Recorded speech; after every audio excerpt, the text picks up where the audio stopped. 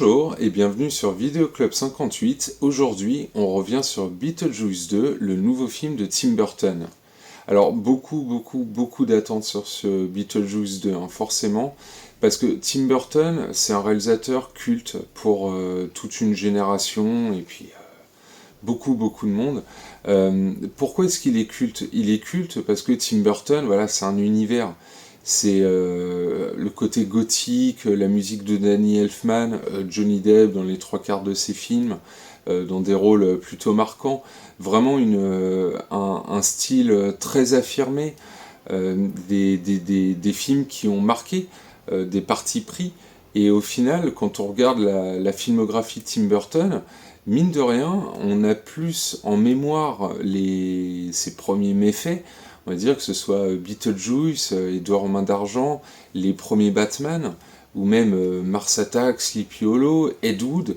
Là, toute cette partie de la filmographie, c'est vraiment des très grands films pour une grande partie du public. Ils vont avoir leurs préférences, mais souvent, quand on va leur demander, les plus grands Burton font quand même partie de cette période. Après, vous avez cette période des années 2000 qui a été plutôt compliquée avec La planète des singes, Big Fish, qui lui amorçait vraiment un changement dans sa filmographie, un changement net. Donc il y avait ceux qui avaient totalement adhéré à ce changement, qui voyaient un signe de maturité, et ceux qui se demandaient, oula, alors déjà que Planète des Singes n'avait pas fédéré tout le monde, mais là, Big Fish, on partait vraiment sur autre chose. Et la suite de la filmographie, en fait, a confirmé ce changement de ton, même si on reconnaissait un peu, bien sûr, le style Burton, il s'est passé quelque chose. Et on l'a remarqué immédiatement avec Charlie et la chocolaterie, qui a été suivi par Les Noces funèbres de mémoire. Ensuite, vous avez eu Sweeney Todd.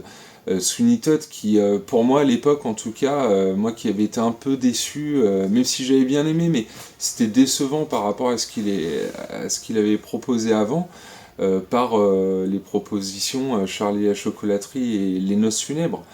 Et que j'ai un petit peu réévalué avec le temps, mais voilà, ça fait toujours pas partie de mes préférés encore à l'heure actuelle. Et Sweeney Todd, qui était interdit au moins de 16 ans, retour de Johnny Depp, mais dans un rôle beaucoup plus sombre, avec les rues de Londres un peu crado et tout. C'est vrai que le format me plaisait. La seule chose qui m'a un peu rebuté, c'est le côté comédie musicale. Mais Sweeney Todd, c'était vraiment une proposition de Burton à ce moment-là qui m'avait plutôt ravi. Parce que justement, il repartait un peu dans ses bases un petit peu macabres de début de carrière.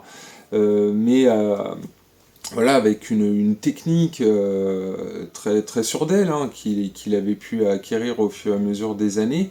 Et par contre, par la suite, je trouvais que suite à Sweeney Todd, on était reparti un petit peu dans un petit peu les travers de Charlie et la chocolaterie, avec sa nouvelle association avec Disney, qui avait quand même été un grand succès, avec le carton Alice au pays des merveilles, qui avait été suivi justement par Frankenweenie, aussi une adaptation d'un de ses courts-métrages justement pour Disney. Vous avez aussi Big Eyes, vous avez aussi le film Dark Shadows qui était adapté d'une série télévisée, qui était des bonnes propositions, même si Big Eyes, je trouvais que c'était un petit peu une sorte d'Ed Wood, je refais un petit film, et Dark Shadows, lui, je sais pas, je pense était pas parfait sur la majorité du film.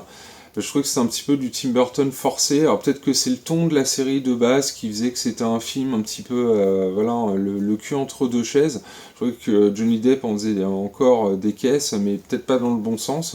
Et voilà, cette période, voilà, Big Eyes, Dark Shadows, et puis avant Alice au Pays des Merveilles, Frankenweenie, c'est pas une période où, voilà, en tout cas Tim Burton m'a fédéré.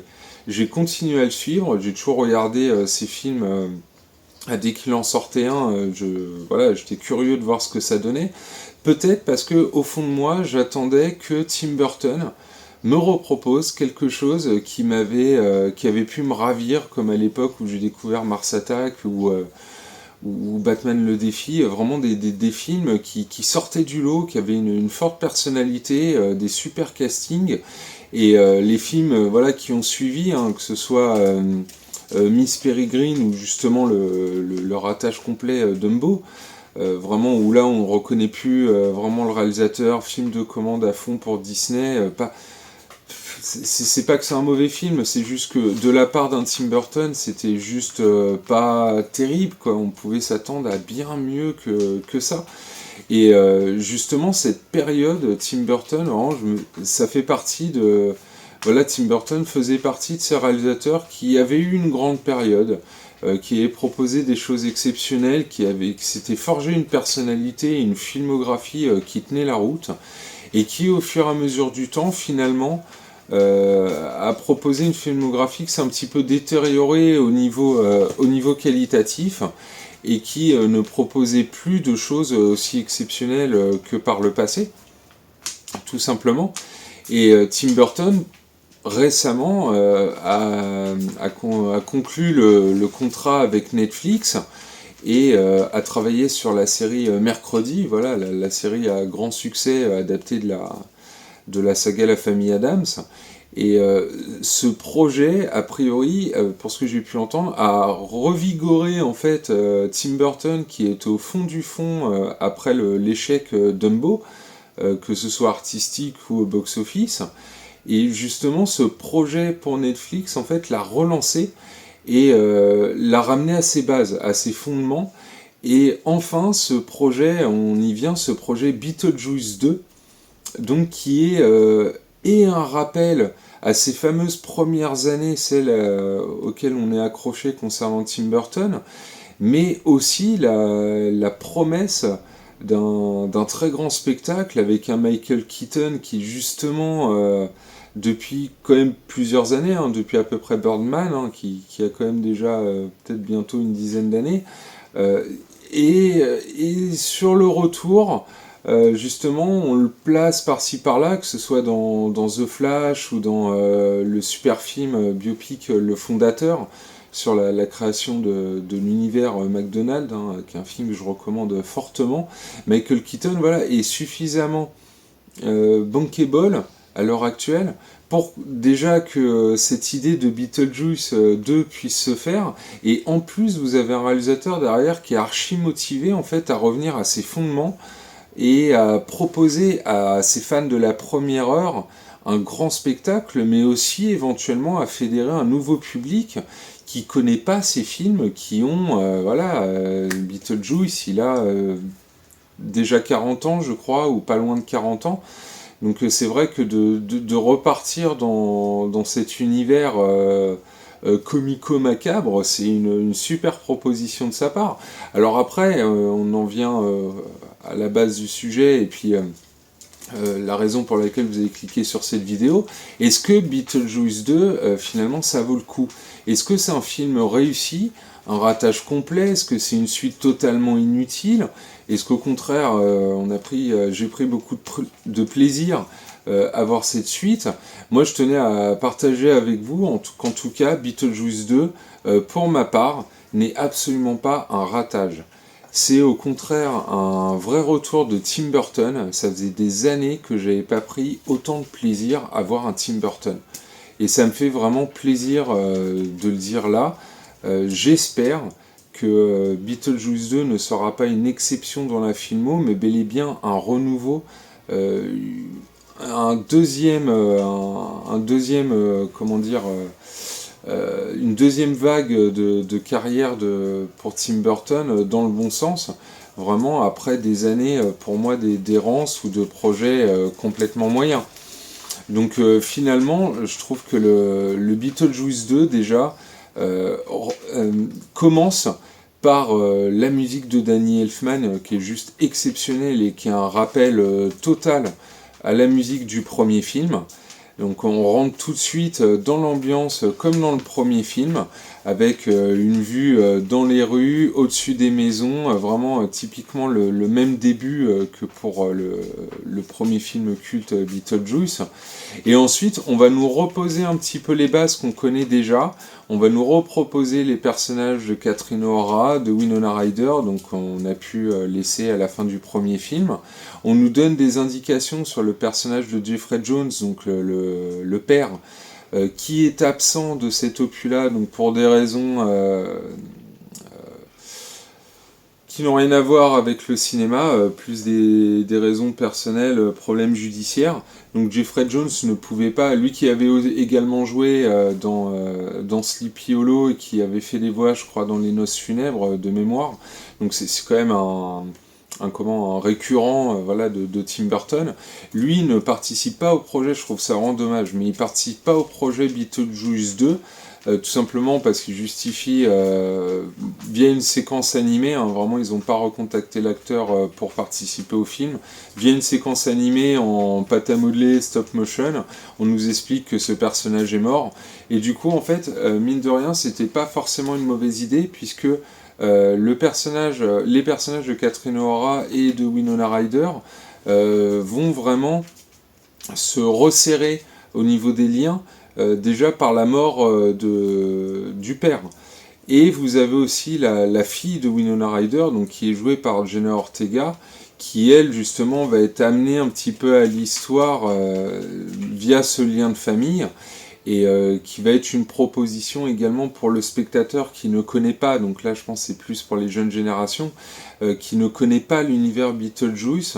Ce personnage-là, en gros, c'est le reflet du spectateur, c'est le personnage qui ne croit pas au macabre. Donc en fait, l'univers de Beetlejuice 2 est totalement respecté d'entrée de jeu. Vous avez toujours les scènes dans l'au-delà avec la salle d'attente, avec des personnages donc, qui ont succombé de manière diverse et variée. Là, on est toujours dedans. Vous avez toujours vraiment cet univers, cette musique qu'on retrouvait dans Beetlejuice 1, et ça, c'est vraiment très appréciable quand on est fan du premier, comme beaucoup de monde. En toute logique, Beetlejuice 2 devrait plaire, puisque déjà dès le départ on a les bons éléments sans tomber totalement dans le fanservice. Après vous pouvez chercher, on va retrouver le camion de pompiers qu'on voit vaguement au début du 1 quand le couple Jenny Davis et Alec Baldwin se baladent en ville. On croise ce camion de pompiers, là on va le retrouver, on nous remontre le fameux pont où le couple meurt dans le 1. On y passe aussi dans deux séquences de Beetlejuice 2. Il y a des rappels constants pour les fans, mais c'est pas trop appuyé. En fait, il faut vraiment avoir l'œil dessus. Et puis là, en fait, ça vous fait plaisir si vous les avez repérés. Concernant le Beetlejuice, tout simplement Michael Keaton, moi j'ai été un tout petit peu déçu là-dessus parce que je trouve qu'on le voit limite pas assez, même si on le voit quand même plus que dans le premier film. Le premier film, pour rappel, mine de rien, on ne le voit qu'à la moitié du film. Sur 1h30, on va le voir moins de 40 minutes dans le premier film. Là, on le voit un peu plus, mais limite j'aurais voulu le voir encore plus que dans le premier. Je trouve que Michael Keaton, ça sent, il s'éclate vraiment à reprendre son rôle, il a des répliques excellentes, des très très très bonnes scènes, mais à la limite, avec un petit peu de recul, vu que je l'ai vu hier, je pense que, et c'est pas plus mal en fait qu'il n'apparaisse pas plus que ça, mais il apparaît déjà pas mal, hein, vous inquiétez pas, mais pas plus que ça, parce qu'effectivement, comme c'était déjà le cas dans le premier, c'est vraiment un personnage secondaire. Le film porte son nom parce qu'il est secondaire, mais il est tellement important, il est tellement le centre de tout qu'au final, oui, forcément, c'est un personnage secondaire. C'est étrange, hein, parce que c'est un personnage secondaire qu'on ne voit pas beaucoup finalement, mais qui reste l'élément essentiel et le personnage dont on se souvient le plus. Alors qu'au niveau du métrage, hein, c'est à peu près la même durée, 1h30, 1h40 que le premier film. Il y a beaucoup plus de scènes où il y a Catherine O'Hara, Winona Ryder ou Jenna Ortega que Michael Keaton. Par contre, toutes les scènes avec Michael Keaton sont marquantes, ce qui fait qu'on a l'impression qu'il prend une place incroyable dans ce nouveau Beetlejuice. Si je devais dire une déception, là maintenant tout de suite à chaud, ce serait le personnage de Monica Bellucci. Alors Monica Bellucci, du coup, c'est la nouvelle femme de Tim Burton, apparemment. Donc il l'a placée dans son film au même titre que Avant, il avait placé Lisa Marie, que ce soit dans Ed Wood, Mars Attack ou La planète des singes, elle est aussi dans Sleepy Hollow. Ensuite, il était avec Lena Bonham Carter, donc depuis Charlie et la chocolaterie, il l'a mis dans Alice au Pays des merveilles, Les noces funèbres, etc. Et là, donc, bon, bah voilà, il est avec Monica Bellucci, donc il place Monica Bellucci dans le film. Et en fait, c'est un personnage de méchant, je trouve, qui a une scène d'intro excellente, vraiment excellente, où elle se reconstruit en fait en s'agrafant le corps. Et je trouvais que c'était un rappel énorme, je sais pas si c'est volontaire, au personnage de Catwoman dans son Batman le défi, qui a une combinaison comme ça, rafistolée à coups d'agrafe. Et en tout cas, si c'est pas un rappel volontaire, je pense que n'importe quelle fan de Tim Burton pensera au personnage, à son Catwoman en fait, de son Batman à lui, dans cette séquence-là. Après, mon seul regret par rapport à ce personnage, c'est que je trouve qu'il est un petit peu accessoire. Il fait pas énormément avancer l'histoire, il apparaît très très peu. Et en fait, on l'attend de manière évidente dans les séquences finales du film, parce que c'est le grand méchant du film, mais qu'on voit pas énormément. Donc, seule petite déception, mais vraiment là, c'est parce que je chipote, parce que le film en lui-même, il a plein d'interprètes qui s'éclatent, que ce soit William Dafoe, qui est en chef de police vraiment excellent dans le film. Lui, on sent qu'il s'amuse énormément. Il y a une petite apparition de Danny DeVito, qui a déjà joué plein de fois chez Burton, hein, que ce soit Batman le défi, Big Fish ou plus récemment Dumbo. Voilà, Danny DeVito, quand il apparaît dans le film, c'est une petite surprise. Il a qu'une scène, mais bon, bah pareil, on s'en souvient. Et voilà, on sent vraiment un plaisir de la part des acteurs à retrouver peut-être un Tim Burton revigoré comme ça, à participer à l'univers Beetlejuice qui est énorme, hein, pour beaucoup de monde, hein, ce côté un peu macabre, un peu délire. Et en plus, Tim Burton, on le sent pendant tout le film, il se fait extrêmement plaisir, hein. Il y a beaucoup de scènes complètement barges, des idées qui arrêtent pas, hein, dont un corps découpé à peu près jusque là, il y a juste la trachée en fait qui ressort avec du sang qui s'expulse quand il s'exprime. Et bon, vous allez voir des petites séquences par rapport à ce personnage, et c'est énorme. C'est énorme, vraiment c'était un gros plaisir, hein, ce Beetlejuice 2.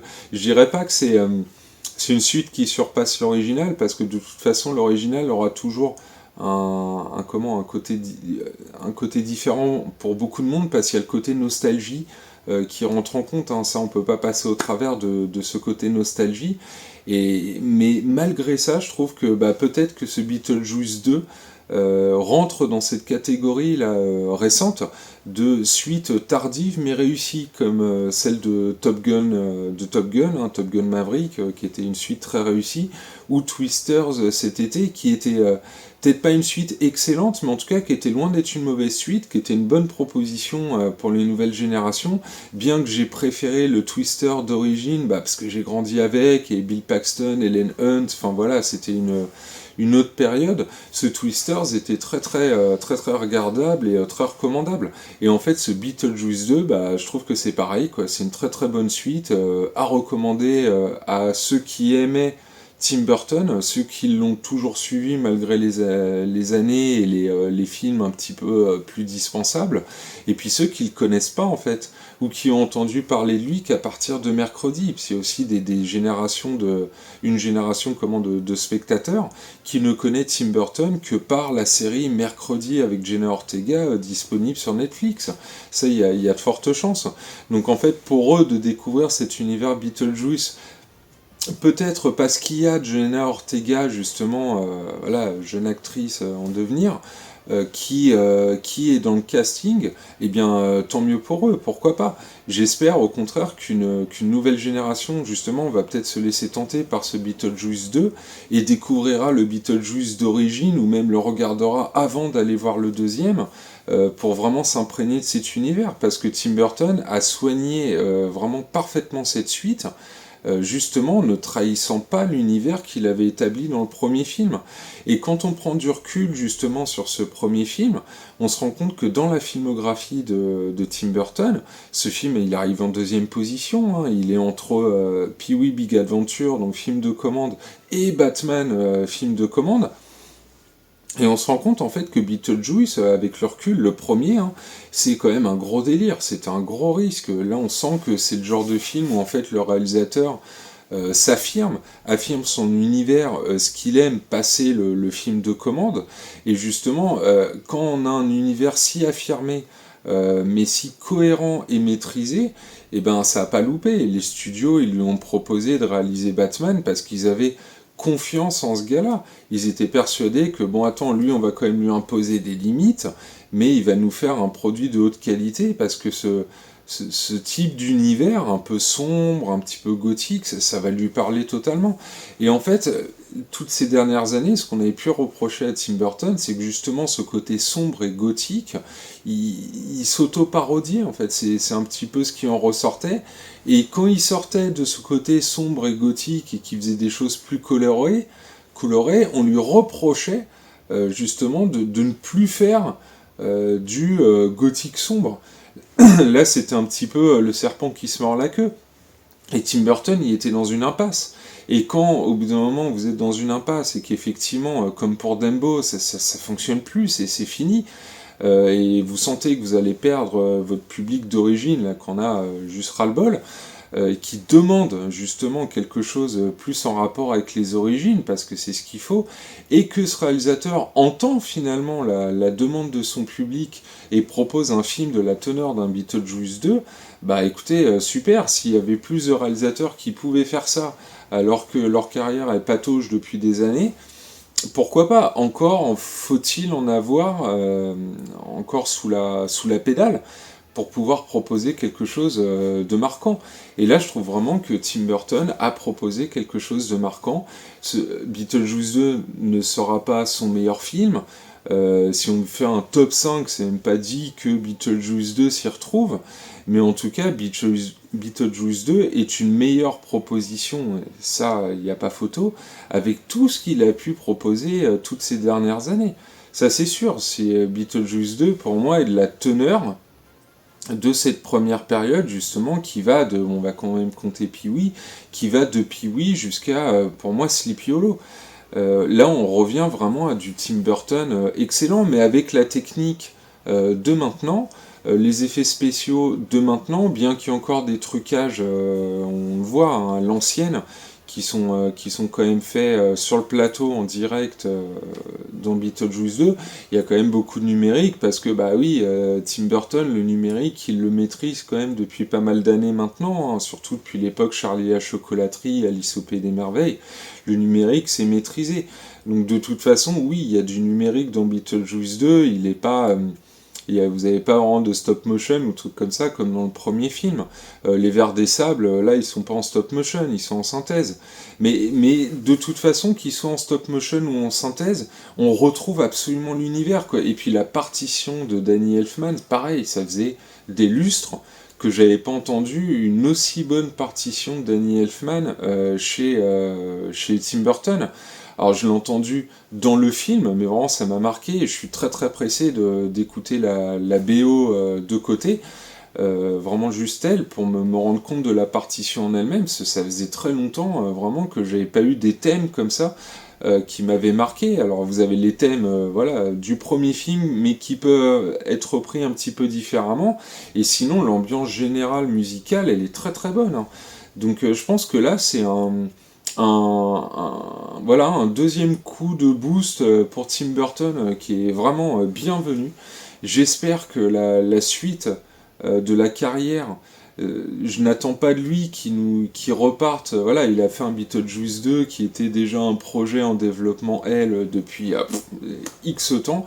Je m'attends pas de sa part à ce qu'il nous balance des suites voilà, de ses premiers films. Là, c'était une exception. Par contre, Ce que j'espère à la suite de ce Beetlejuice 2, c'est que ces nouveaux projets, parce que de toute façon il nous a toujours proposé de la nouveauté quoi qu'il arrive, j'espère juste que ces nouveaux projets seront à la hauteur de ce truc-là, et qu'il sera capable de nous proposer des nouvelles idées, vraiment où on se dise, ah bah là, ça y est, on retrouve le Tim Burton d'avant, c'est drôle, c'est bien foutu, c'est un peu macabre, c'est gothique, mais pas trop, enfin voilà, on a le truc, et sans avoir besoin justement de faire des films à énorme budget, à énorme publicité, qui finalement ne lui ressemblent pas. Donc voilà, en tout cas, c'est l'avis vraiment très très à chaud que je voulais vous faire sur Beetlejuice 2. C'est rare que je fasse justement des critiques nouveautés, mais là, voilà, je trouvais que ça valait vraiment le coup parce que c'est une nouveauté qui m'a vraiment emballé, que je suis pressé de revoir. Et j'espère que de votre côté, même chose, c'est un film qui vous emballera, que vous soyez fan de Tim Burton ou pas. Et si Beetlejuice 2 ou Mercredi sont des découvertes pour vous au niveau de cet univers, je vous invite à découvrir vraiment ces premiers films, hein, que ce soit Beetlejuice et Dehors main d'argent, même les 2 premiers Batman, hein, mais surtout Batman le défi. Et puis voilà, des petits trucs à côté, mais qui restent quand même des très très très très bonnes propositions, des très bons films, hein, que ce soit Ed Wood, Sleepy Hollow, Mars Attack. Là, vous avez vraiment des films de très très haute tenue. Donc voilà, c'est ce que je voulais vous dire sur Beetlejuice 2. Il y a plein de bonnes choses cachées dedans. Après, j'ai pas trop envie d'en dire non plus, hein. Vous en apprendrez via une superbe séquence en noir et blanc à la Mario Bava. Ça m'a vraiment vraiment marqué. Vous en apprendrez plus sur les origines en fait de Beetlejuice concernant sa mort. En tout cas, donc, et cette séquence est vraiment superbe. Et rien que cette séquence en noir et blanc, là, elle est pas très longue, hein, mais cette séquence, vraiment à la Mario Bava, quand j'ai vu cette séquence, je me suis dit, alors là, Burton, là, il fait du lourd. Là, il fait du lourd parce que c'est vraiment superbe. Et il y a une imagerie qu'en fait, on se dit, pourquoi il est sorti de ça? Parce qu'il y en a peu qui sont capables de faire des choses comme ça, en fait. Et Burton, je trouve ça très bien en fait qu'il se remette à faire des choses comme ça et qu'il soit sorti finalement de son contrat avec Disney qui avait l'air de plus le bouffer qu'autre chose quoi finalement. Donc voilà, je suis très très content de ce Beetlejuice 2, il y a plein de surprises dedans, je vous ai pas tout dit heureusement, mais j'espère que c'est un film qui va vous plaire et surtout qui vous réconciliera avec Tim Burton et son univers. Voilà, c'est ce que je voulais vous dire sur Beetlejuice 2. Je vous souhaite une bonne journée, un bon film et à bientôt. Voici une bande-annonce. Je vous préviens, ça va secouer.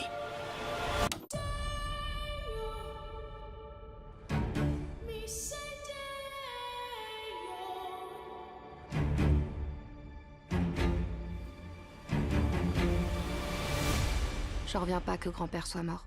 C'est dur, la mort. Parfois, je trouve la vie encore plus dure.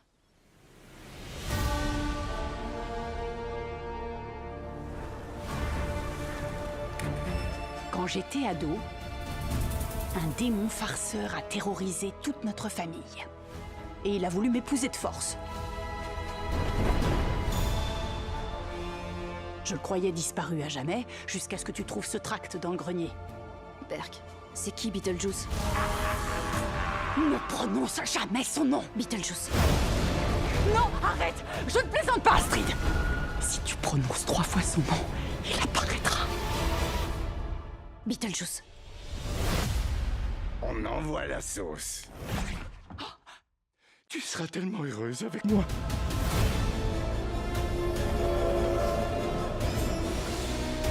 Les vivants et les morts sont-ils faits pour coexister? C'est ce qu'on va tâcher de savoir.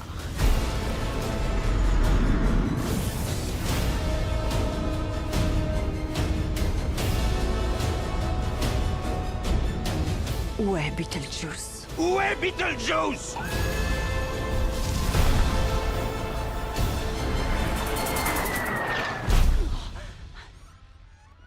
Beetlejuice!